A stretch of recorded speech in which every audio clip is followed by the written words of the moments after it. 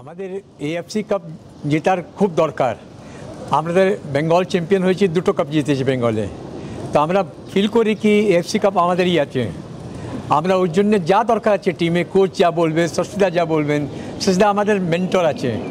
ও women's টিমটা যে built up হয়েছে ও তো ভালো, এটা শশীদার জন্য হয়েছে। তো এই কাপটা আমরা এএফসি কাপটা ছাড়বই না, আমরা জিততে চাই। এই জন্য ফ্রি হ্যান্ড দেওয়া হবে কোচকে, কি যেরকম ভালো টিম করতে পারে কোচ করবে।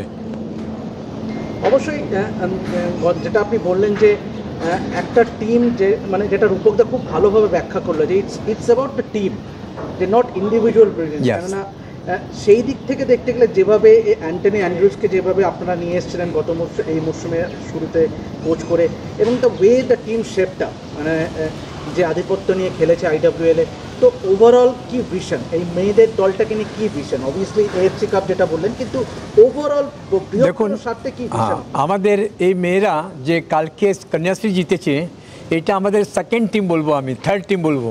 কেন মেন আমাদের সব প্লেয়ার চলে গেছে ইন্ডিয়া খেলতে। ওটা টিমকে নিয়ে, ওই প্লেয়ার্সগুলোকে নিয়ে এই কোচটা খুব ভালো কাজ করেছে। আমরা কন্যাশ্রী জিতেছি।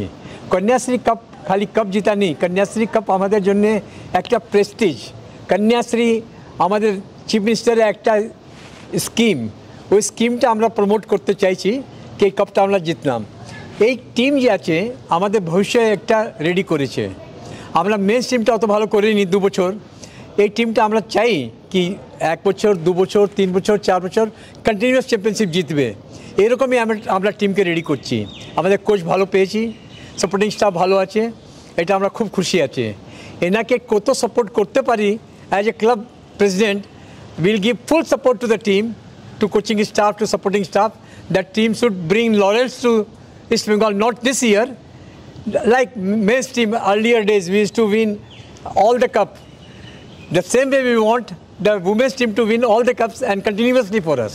That is the planning. Nothing will stop us in supporting the team.